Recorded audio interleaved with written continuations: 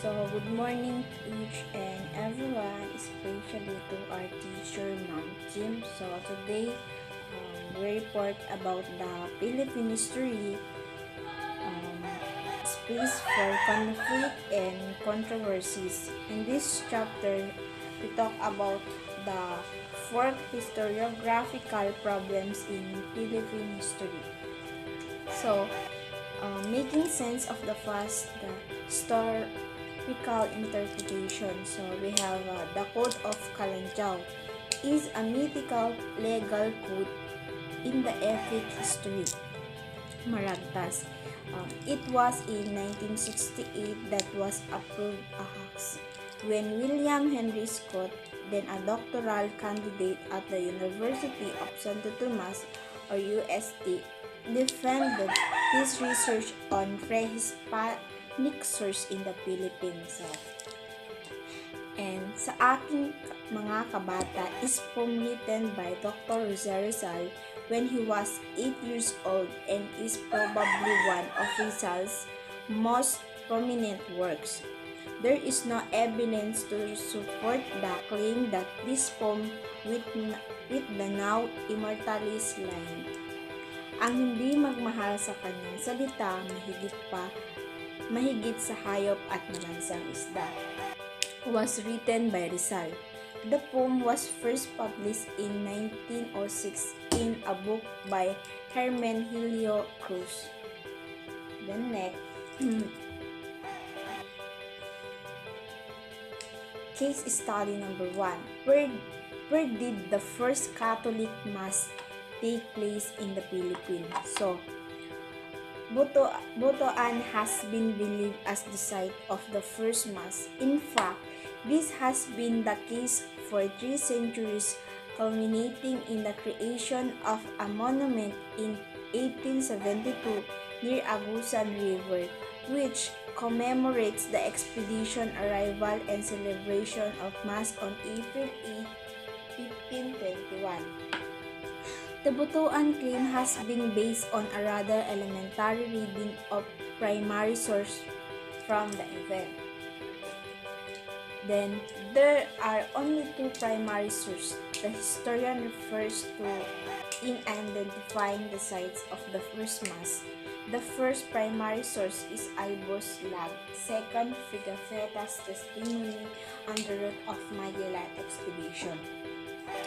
The age of exploration is a period of competition among European rulers to conquer and colonize land outside their original domains. Initially, the goal was to find alternative routes to sea to get to Asia, the main source of spice and other commodities.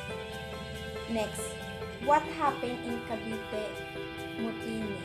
The year 1872 is a historic of 2 events, the Cavite Mutiny, the martyrdom of the 3 friars. So the 3 friars is Mariano Gomez, Jose Burgos, and Jacinto Zamora. These events are very important milestone in Philippine history and have caused ripples throughout time, directly influencing decisive of the Philippine Revolution toward events the end of the century. While the significance is unquestioned, what made this year controversial are the different sides to the story, a battle of perspective supported by primary source. Next, case study number 3, did Rizal get back? So, Jose Rizal is identified as a hero of the revolution for his writing that center on ending colonialism and liberating Filipino minds to contribute to creating the Filipino nation. The great volume of Rizal's life work was committed to this end. Partially, the more influential ones is Noli Me Tangere and El Filibusteros. So, Jose Rizal is written the the novel of Noli Me Tangere and Elfo Gusterresimo. Next, therefore, that any piece of writing from Rizal that recants everything he wrote against the friars and the Catholic Church in the Philippines could be deal heavy damage to his image as a prominent people revolutionary. Such document purportedly exists allegedly signed by Rizal a few hours before this execution. This document, referred to as the Retraction, declares Rizal's belief in the Catholic faith and retracts everything he wrote against the church. So last, where did the cry of rebellion happen? So momentous events swept the Spanish colonies on the late 19th century, including the Philippines. Journalism of the time referred to the phrase El Grito de Rebelión or Cry of Rebellion to mark the start of these revolutionary events, identifying the place where it happened. In the Philippines, this happened in August 1896. So, nangyari yung Cry of Rebellion noong August 1896, northeast of Manila, where they declared rebellion against the Spanish colonial government. These events are important markers in the history of colonies that struggle for their independence against their colonizers.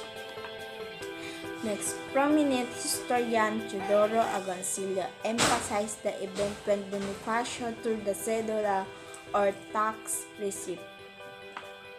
Before the Katipuneros, who also did the same, some writers identified the first military event with the Spaniard as the moment of the cry, for which Emilio Aguinaldo commissioned an Himno de Balintawak to inspire the renewed struggle after the Pact of the Biak na Bato failed. A monument to the heroes of 1896 was erected.